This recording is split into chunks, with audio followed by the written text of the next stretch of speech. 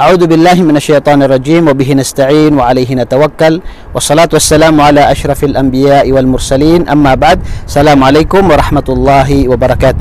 Magandang araw po sa inyong lahat. Ngayong araw po ay nandito tayo sa Makkah. At ang likod po natin ay makikita nyo, yan po ang Jabal An-Nur.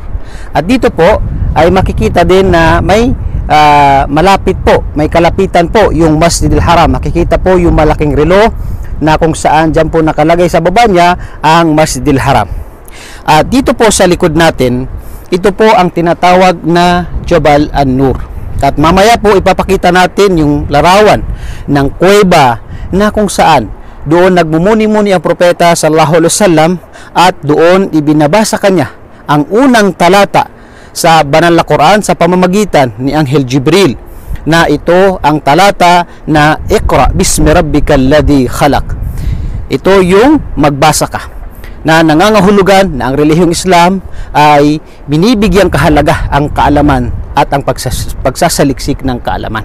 Kaya po ngayon ay makikita natin na napaka taas po ng bundok na ito. Ngunit diyan po nagmumuni-muni ang propeta sallallahu alaihi wasallam sa edad na 40 ay ibinaba po kay propeta sallallahu alaihi wasallam ang unang talata ng Quran, na ito ang Iqra bismi rabbikal ladzi khalaq. Sa susunod po na mga video natin ay isusunod po natin yung pagbisita natin sa Jabal An-Nur insyaallah. Assalamualaikum warahmatullahi wabarakatuh.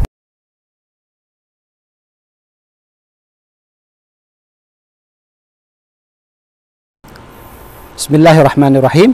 Ngayon po ay nandito tayo sa Jabal An-Nur. Kanina po ay pumunta tayo sa tinatawag na Jabal An-Nur, kung saan doon ibinaba ang unang talata kay propeta Muhammad sallallahu alaihi wasallam. Ngayon po ang nasa likod natin ay ito po yung tinatawag na Jabal An-Nur, kung saan dito nagtago ang propeta sallallahu alaihi wasallam kasama niya si Abu Bakr As-Siddiq ng 3 araw nung sila ay maghijrah papunta ng Madina mula sa Makkah.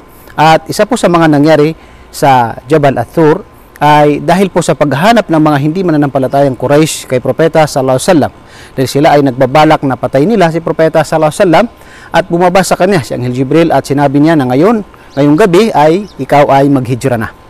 At nung hinanap ng mga Quraysh ang propeta sallallahu alaihi wasallam, ay doon nila ihinanap papunta ng Madina. Ngunit si propeta sallallahu alaihi wasallam ay isa po sa itinuturo niya sa atin ay gagawin natin kung ano makakatulong sa atin. Kaya po siya ay pumunta dito sa likod na Makkah at nagtago ng 3 araw dito sa Jabal An-Nur.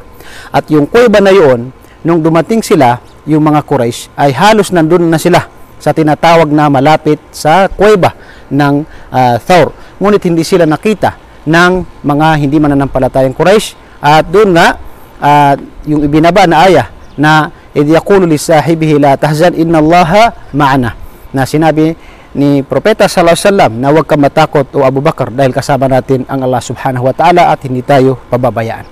Kaya isa po sa mga turo ng Islam ay gawin natin kung ano ang makakatulong sa atin, at yun ang pinakamahalaga, na tayo ay magtiwala kay Allah subhanahu wa ta'ala. At hanggang sa muli ay kami po ay nagpapasalamat sa inyo.